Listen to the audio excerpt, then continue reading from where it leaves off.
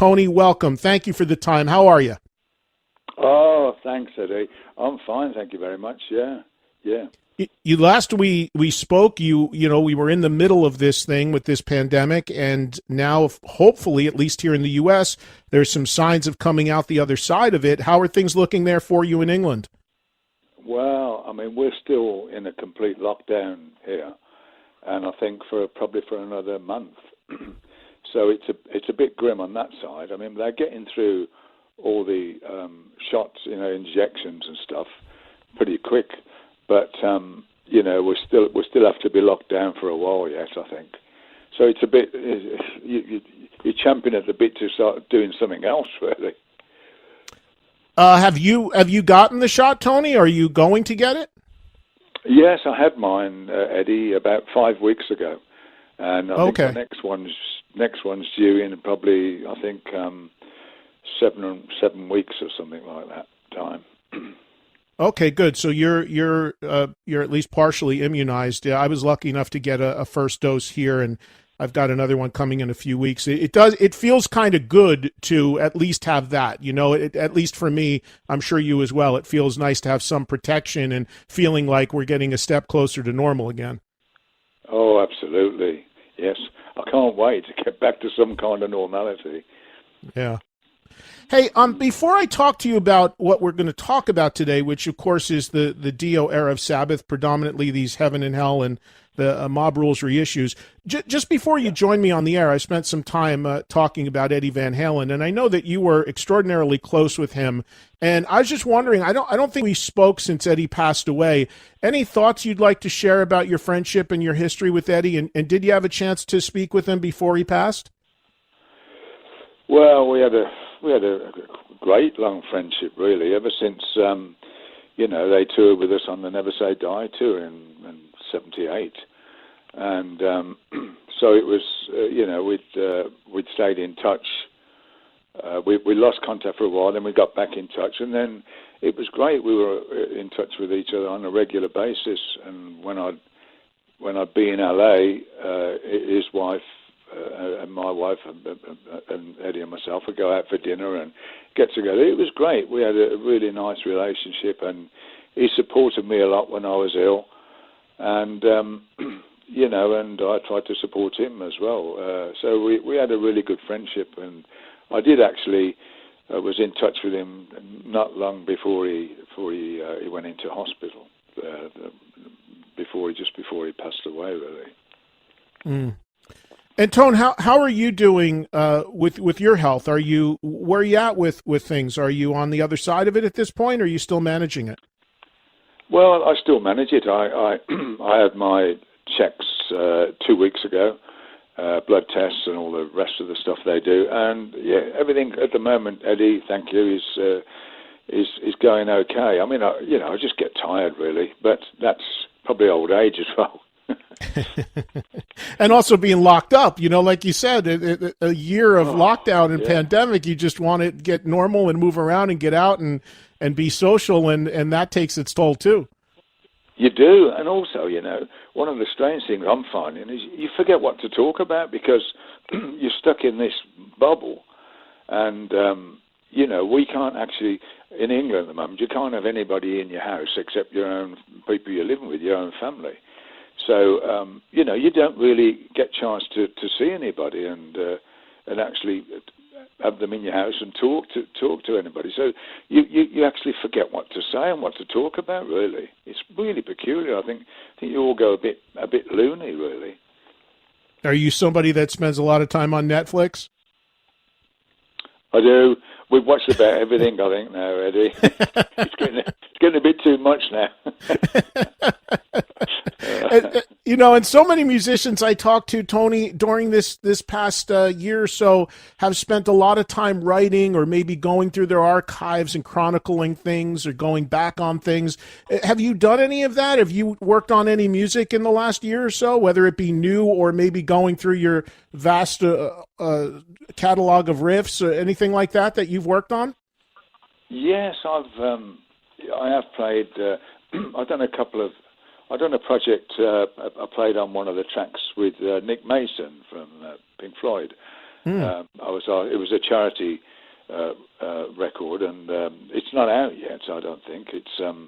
And they asked me to play on that, and that was interesting. That was something very different for me because it was about the guy that put it together was the lyrics for the song were old war letters from the First World War, and people had died in the war. And they'd sent letters home, and of course they never came back, and this guy got the letters, and it made them into lyrics.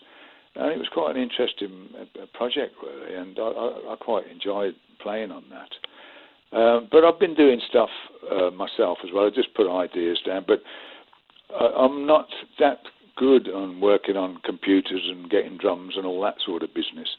So I have to have my engineer, and of course, because of the pandemic, you can't have anybody in the house. So I can't have him here yet until a few weeks' time.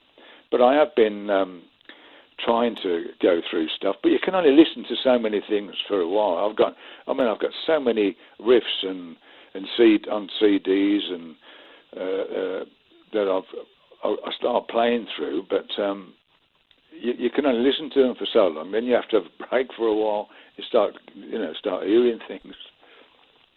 Well, obviously, one of the things that's come out, there's been a number of things in terms of Sabbath reissues, starting with the early Ozzy records. The recent Volume 4 reissue is fantastic. But today, what we're predominantly here to talk about is going back to that era that I loved so much and was when I first discovered Sabbath. And you and I have spent a lot of time, whether it be TV or radio interviews or even privately, talking about how magical and wonderful that era of Sabbath was with Heaven and Hell and Mob Rules.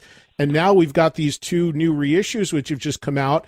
And earlier this week, I had Vinnie on yesterday, I had Geezer on Monday. Actually, I heard from Bill Ward, and he's going to come on tomorrow. So everyone's going to come on and talk about this particular period of Sabbath. And for you, Tony, one of the things I wanted to ask you about, having talked to Geezer and talked to Vinnie, it's a really interesting thing that I've come up with in my head here, because here you are with the start of a new era of Sabbath. You've got Ronnie coming in as a singer, but you lost Bill in the middle of the tour where he left, and he was having well-documented problems at the time. And then Geezer, when he was on Monday, said that he had actually left and came back just in time to record the bass. So this triumphant, incredible record, if things didn't line up, you could have found yourself in a position where you could have really lost everybody at one point, couldn't you? Well, it did. It went, after Ozzy went, and then Ronnie came in, and then Geezer had to leave for his personal problems, and we were really stumped. And Ronnie, fortunately, could play bass. He was playing bass on some of when we were rehearsing, putting stuff together. So we had a little setup in the house that we rented a house in Beverly Hills, and we had I had a small amp, and then Bill had a small drum kit, and Ronnie just sort of sings through a little amp, and it was very, very primitive, but it worked, and we just had a tape recorder, just a cassette player, and we started putting the ideas together, and Ronnie would play bass. Did you have a contingency plan in mind if Geezer did not come back? Because when I spoke to Geezer on Monday, he was saying he wasn't sure if he was going to be able to return. He wasn't sure what was going to happen if he'd be able to come back to the band, and he said he got in pretty much just under the wire to be able to record the bass on the record. Were you planning? Did you have somebody in mind if that didn't happen? Well, we tried a few bass players, but after playing with Geese so much, he's such a great player, and we knew each other so well, playing wise as well, that I really missed Geese when he went, and I was really hoping that he would come back at some point.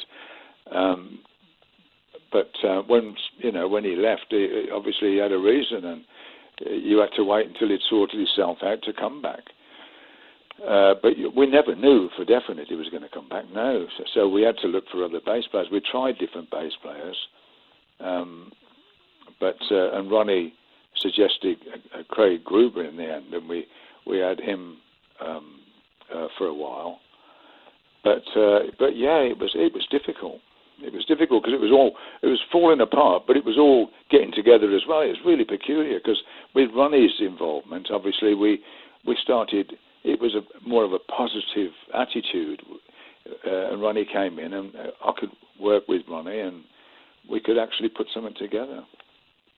Yeah, I guess my point on all this is it's really fascinating how close it came to you losing everybody, because if Geezer didn't come back in the 11th hour, and then of course Bill left right not long after the record was done, you would have been faced with the prospect of introducing Black Sabbath not only with a new singer, but an entirely new band at that point, which I know you actually did a version, you did that going forward a little bit, but at that point, I think trying to resurrect the band, it would have made it threefold more difficult than just trying to tell people you had a new singer. That, you had a fantastic new singer in Ronnie, so that was more of an easier sell, but trying to say, hey, we've got a new bass player and a new drummer, that could have been, changed the trajectory a lot, I would think.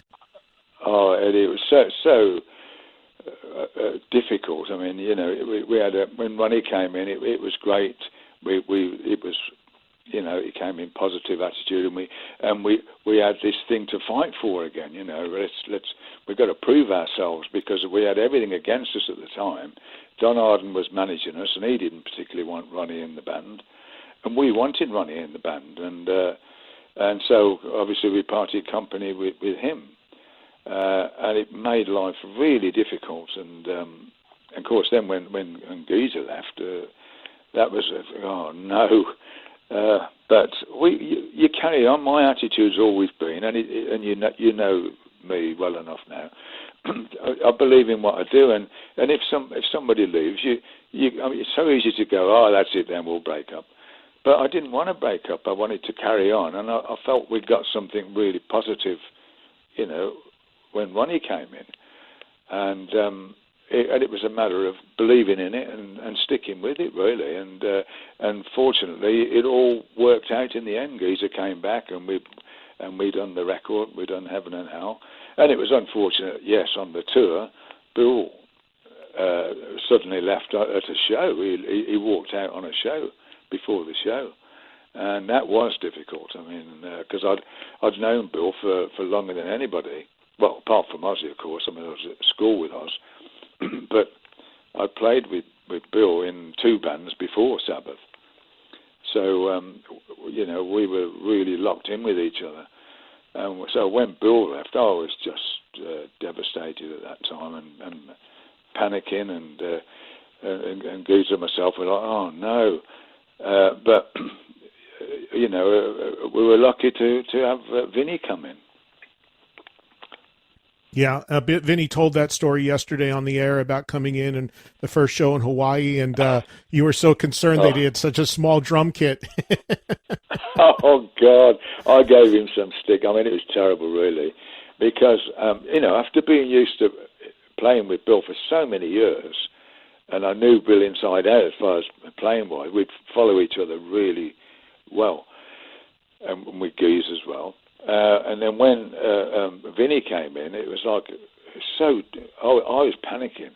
We rehearsed.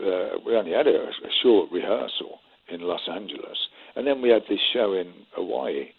And of course, Vinnie wrote all his notes out and everything, and and he said, "Don't worry, it'll be okay. I'll have it." And the day of the show in Hawaii was a big open air festival, a big open air show, and I was pacing the room, panicking, and Ronnie kept saying, "Don't worry, everything's going to be all right." I go, "No, it's not. It's going to be all right." Anyway, we got on stage, and I saw Vinnie's kit, and I nearly passed out. He got this kit on Bill's drum riser, which was Bill's drum riser was a big drum riser because he had a big kit, and then Vinnie had this little kit in comparison to Bill's. I thought, "Oh God, you're never going to be able to hear him," and of course, he had all his notes there, and it started raining, and his notes got smudged, and he had to sort of wing it. But I tell you, he done a great job, Vinnie. and a great player. And we got through it, and that was it. Then once we'd actually done a show, everything fell into place. Two questions about Heaven and Hell, and then we'll talk a little bit about Mob Rules. I mean, I could talk to you about all this forever, but I know we don't have unlimited time. But what has come out also recently is that of all the songs on Heaven and Hell, the only one that was around in some form, and correct me if I'm wrong on this, that ended up on the record was an early version of Children of the Sea, and that was the only thing that Ozzy actually did a demo of. Do you have the demo? Do you have a version anywhere in your archives of Ozzy singing Children of the Sea? Yes, I have. It's amongst some of my hundreds of CDs and cassettes I've got, But yes, I do have. I have all the stuff, or most of the stuff from those times. Yeah. Wow, that would be amazing to hear. Oh, well, you might do one day. The melody line Ozzy done on it was good. I mean, he done a good melody line and a good chorus. But again, it wasn't fully in place, Children of the Sea. We only had sort of half of it. But when Ronnie come in, I mean, you can't sort of say, Ronnie, here, this is the vocal, because Ronnie had his own ideas, and Ronnie was such a totally different singer to us that, he had to come up with his own melody and lyrics and whatnot. And is that something, Tony, when you decided that you needed to get a new singer and when Ozzy was let go, was that something that was important to you? Did you want to make sure you got a singer that was very different than Ozzy versus somebody that sounded a lot like him? I think we had to. And it just fell into place anyway. But, I mean, we didn't. Ronnie was sort of the first choice because I'd met Ronnie at a party beforehand, and I was feeling a bit disgruntled because of all the things that were going on with Sabbath. It was sort of falling apart, and I was talking to Ronnie about sort of even doing a separate project, and Ronnie said, yeah, he'd be interested in that. But of course, when it happened that Ozzy had to leave, then the first choice was Ronnie. I said to the other guys, about Ronnie, and said, well, yeah, let's get him over and have a try with him and just jam around and see what happens. And of course, as soon as he came over and started singing, that was it.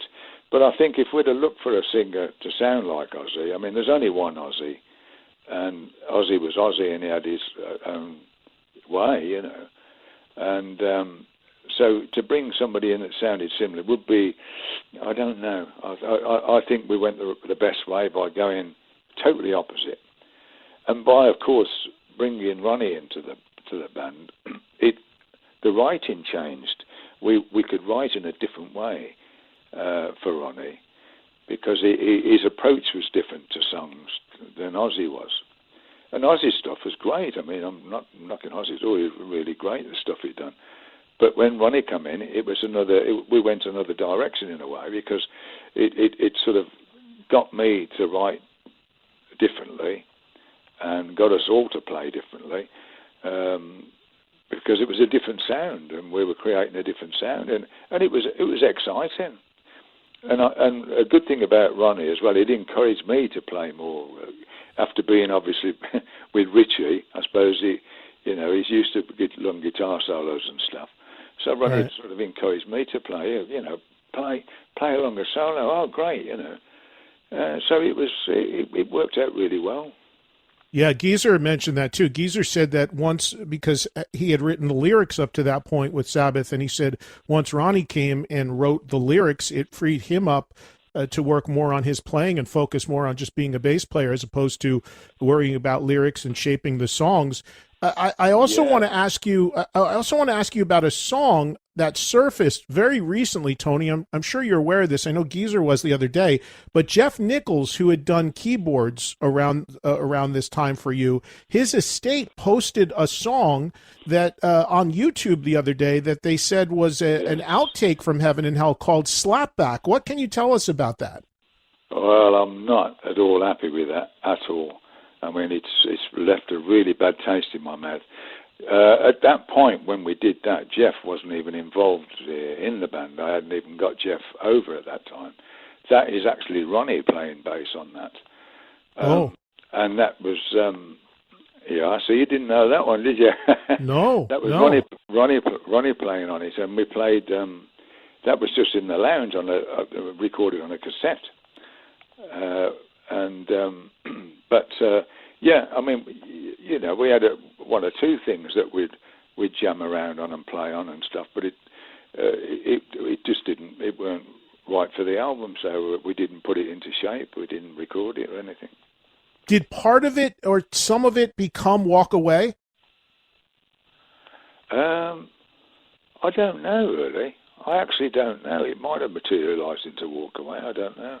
There's somebody online, you know how people get into this stuff, and some music professor guy sent me a link today saying that if you listen to it, that this would have turned into Walk Away, a certain part of it.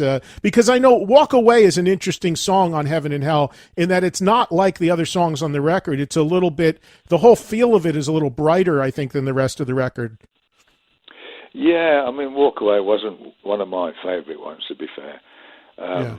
And I mean, I love that album, but that Walk Away was, yeah, it was good at the time, but it's different than the rest of the record. That's what happens with the writing. You know, sometimes you might do a song and go, oh no, we won't use that, but there's the one part in it. Let's try that, and we'll use that in the song, and that does happen. So I might well have done. I don't remember doing that, but I might well have done.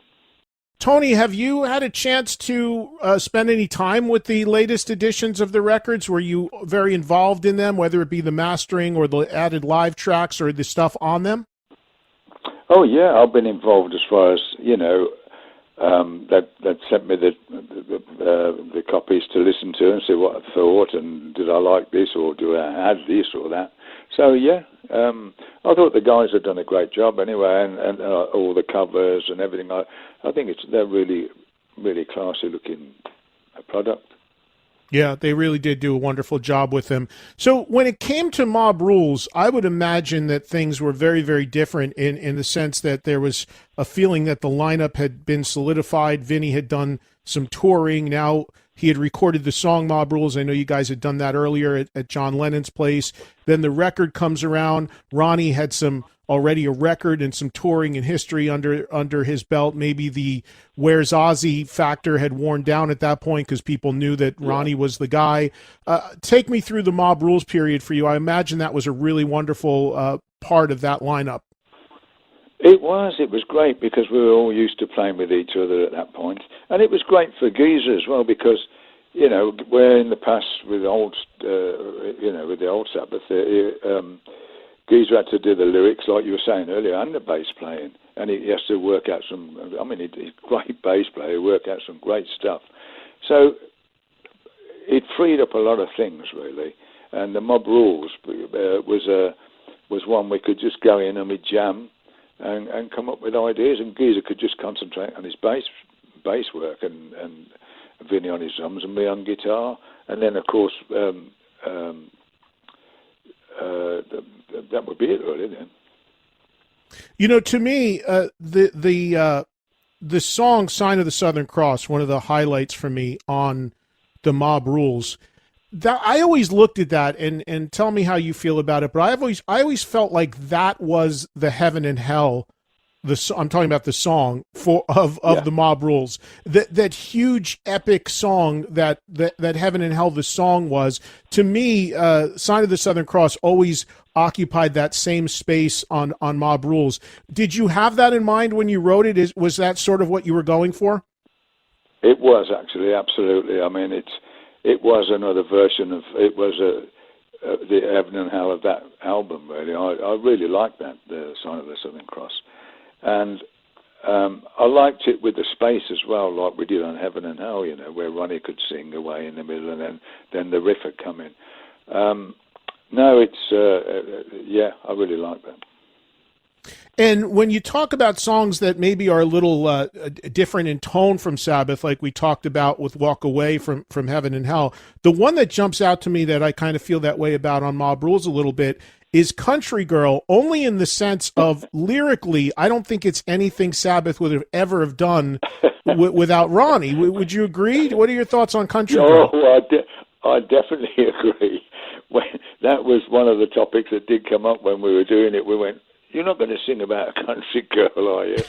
I mean, it just like Dean and Geezer's going, "Country girl."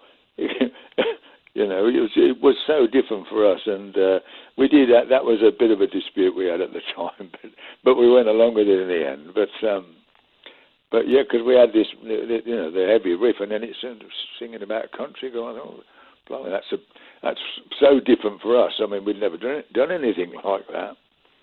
Yeah, But, especially the opening lyric, "Fell in love with a country girl." It's just not something that you would think of being very Sabbathy. But in retrospect, I mean, the song is great. I mean, it fits fine now. But now, when you think of it in the context of coming off of what Sabbath stood for at the time, you could definitely tell someone else was steering the lyrics at that point.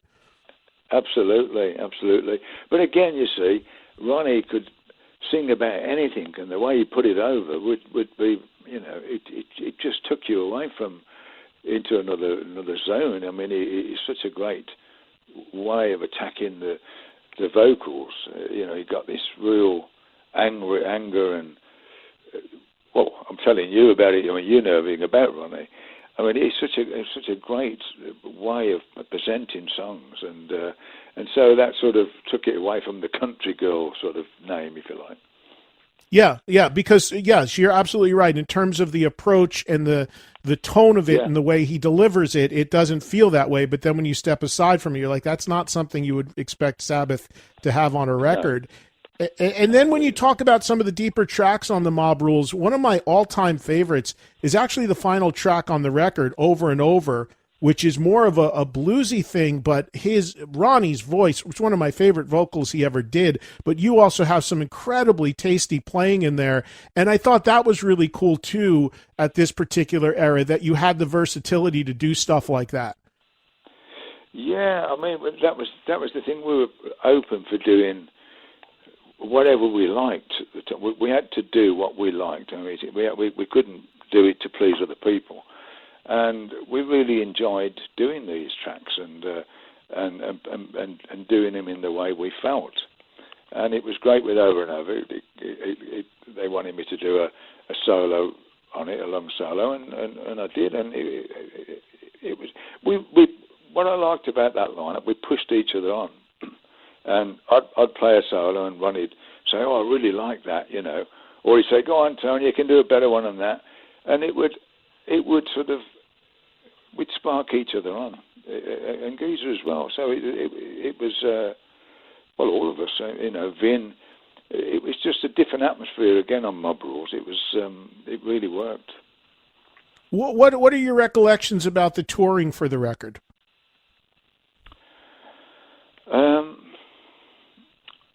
I don't know. I can't. A good tour, I should imagine. But did you remember it being better received than Heaven and Hell? Because with the Heaven and Hell tour, you had to go out and do, started with Blue Oyster Cult, Black and Blue. It was a co-headline. My recollection, because I saw the Mob Rules tour, my recollection was it was really when this lineup felt fully locked in and that people knew what it was. I mean, I saw you guys headline an arena in New Jersey on that tour. So it was a little bit different. It felt like it was Mob Rules was another step forward in just solidifying what the new version of Sabbath was going to be. Absolutely. Well, again, as I say, Heaven and Hell, we went out. We had to prove ourselves again. So it was a real introducing Ronnie to the fans and going through ups and downs. Some people liking it, some people not. But by the time we got to Mob Rules, people knew what we were about, and it was a lot more relaxing. We were so tight. The band was really tight, and what I also liked about that lineup is we could jam on stage. We'd put things in. We'd add things. It wouldn't have to be exactly the same every night as such. You could say, or I'll do a longer solo, and everybody'd know where you are and follow you, and Ronnie'd do a lot of ad libs, and it was just different. It wouldn't always be the same. Well, yeah, and that's evident in the song Heaven and Hell, because when you did that live, and people could hear that in some of the previously unreleased live stuff on these reissues, the song Heaven and Hell would go on its own journey at some points, right? I mean, that really spread out. Yeah, and sometimes you get to the point, oh, blimey, how are we going to get out of this now? We've got to this jam. Where do we go? How do we get out? But it was exciting, you know. It kept you on the ball. And I think that was a really, you know, it'd get you off. Because you'd be excited about it, and you keep you on edge, and because you never knew where you were going to go. We'd go on stage, and we had confidence with each other. That was the thing, you know. We knew we'd playing a show, and we knew Ronnie, what Ronnie'd be like. We knew what each of us would be like. But when we go into a jam, we never knew where we were going to go, and it either work or not. And you know, most times it worked. And Tone, I'm curious. These two records, are so incredible and timeless, and I listen to them every day, you know, all the time, like they just came out. And you know, I'm curious though. This was a time that was so interesting for Sabbath, what you guys were going through, which we've documented. But then you talk about Ozzy, who at that point, I think a lot of people had essentially left for dead and thought he'd never resurrect anything. And parallel to these two records, he's creating these incredible records with Randy Rhoads and Bob Daisley and Lee Kerslake that are also legendary and iconic, with Blizzard of Oz and Diary of a Madman. Were you guys, were you looking at that? Were you watching that and saying, how the hell is this guy pulling the, like, what, how did this happen? Because again, even his management didn't expect he'd be able to do something like that. Well, I mean, I think it was the best thing for us. It was the best thing for all of us, because it made us work again, made us all realise, blimey, you know, we've got to do something here.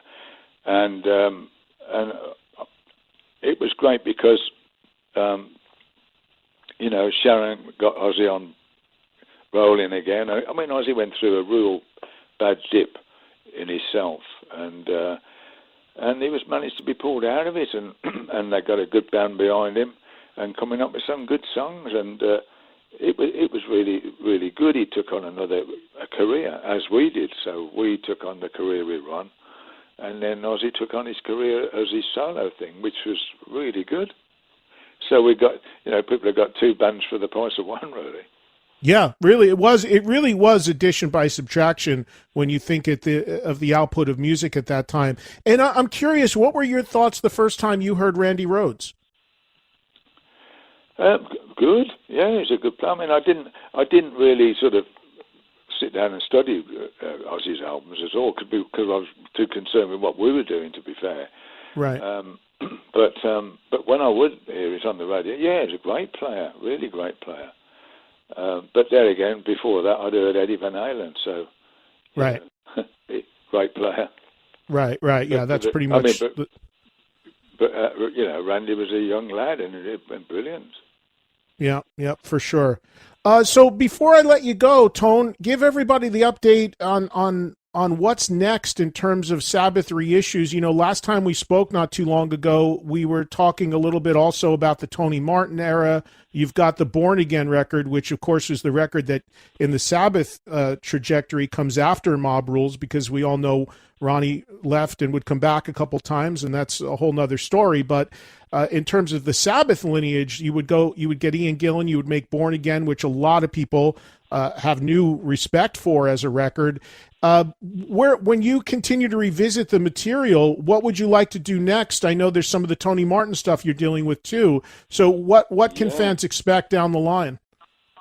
Well, I mean, that's the thing is looking at this stuff, and because a lot of people have wanted out, because in some ways with Tony Martin, you know, he's got pushed in the back, and he was a great singer, and we've done some great stuff with Tony Martin, I think, and so we will launch some of that once we get to that point. Obviously, the Ronnie stuff's out now, so And the Ian Gillan situation, well, that's unfortunate because people are going, oh, why don't you remix the album? We can't because we don't have the tape. We've lost, and I don't know how, but the tapes have got lost. I think we have about 3 tapes of Born Again, and for some way or other, the others have gone missing, and we don't know where they are. So it's really frustrating because you can't, you need to tell the fans, look, we can't remix it. We haven't got the tapes and redo it. So we can only do what we can do and remaster it and stuff. But it would have been nice to have been able to get those again and look at them. But, I mean, who knows? One day they might turn up wherever they may be. I don't know. We seem to have lost it in that Don Arden period. So they could be stored anywhere and somebody could have them. I don't know. Maybe somebody will release them on the internet at some point. Isn't that how you find out where everything is? Somebody pops up out of nowhere with something? Yeah, exactly. Oh, my God, that one surfaced. But that's the plan, is to do... go through the periods of the different forms of Sabbath, and then maybe go into my solo stuff. Yeah, I love the Fused record that you did with Glenn. I mean, there's so much good stuff there. And the last thing, when you talk about this and when you hear these songs, I mean, the natural feeling from a rock fan like myself is, my gosh, it would be so great to hear these performed, or some of this material performed live. Now, we all know tragically Ronnie's no longer with us, and you as the constant in Sabbath from day one till now, the guy who's been a part of all of this material. Is there just wishful thinking as a fan? It would be amazing to me to be able to see you put a group together and go up there and play a cross section of material, be able to have, whether they be the singers themselves or one singer come up and do Headless Cross and do maybe No Stranger to Love, and then do stuff from Dio, and then maybe even some of the Ozzy stuff. Would you like that? I know you can't really tour right now, but is that something that you would enjoy doing, if you could find a way to basically play your history in some way live once again? Well, yeah, maybe. I mean, it's, I'd have liked to have done another so many gigs with Sabbath again, with the original lineup.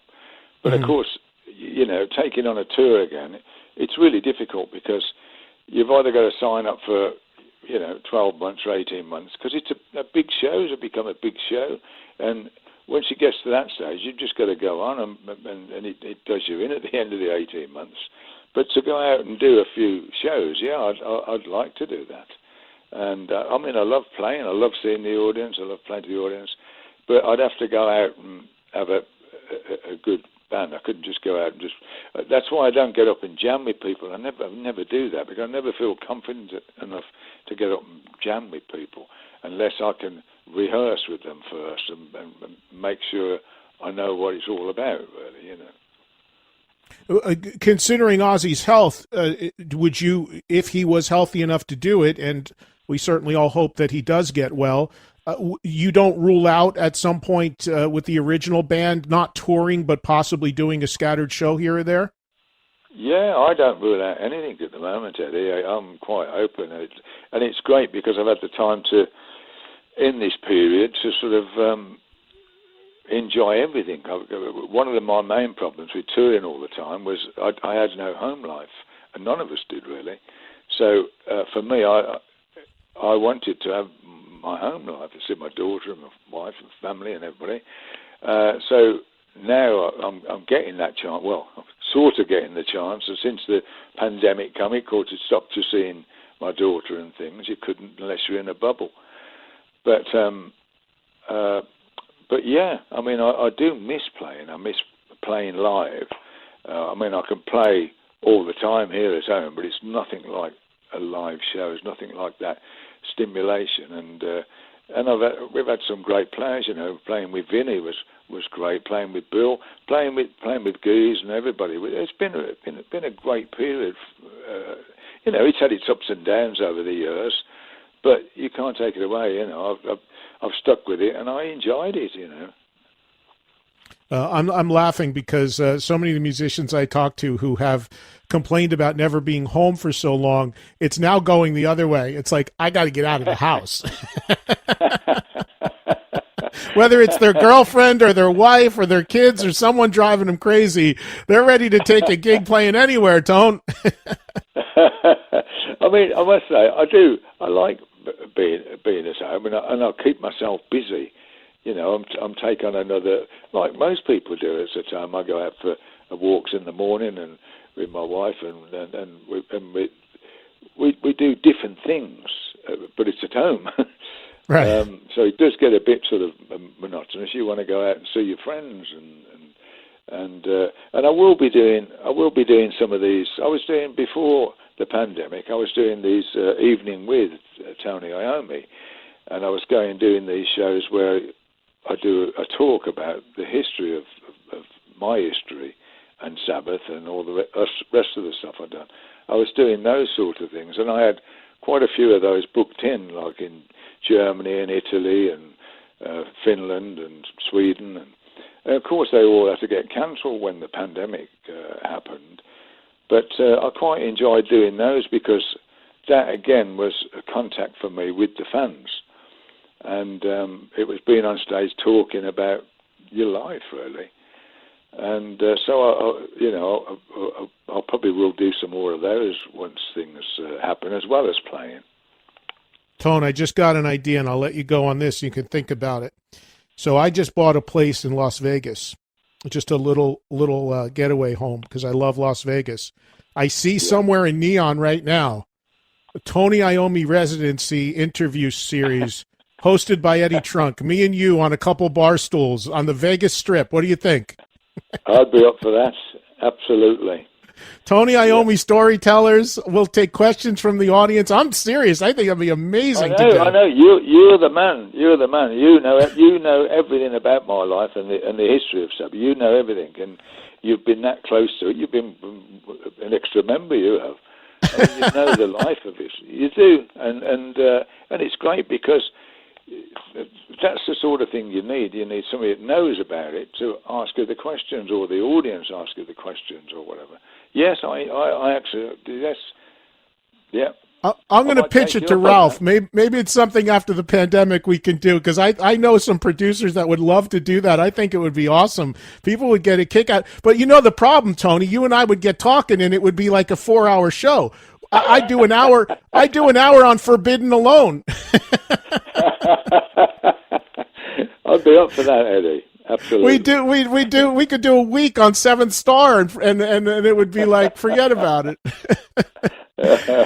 Well, who knows? Let's get through this. Let's get through this damn madness of this world right now, and maybe it's something somewhere down the line we could do. I think it would be a lot of fun. But I appreciate the time, as always. I really do, and I wish you well, and stay healthy, and hopefully we'll get to see each other soon.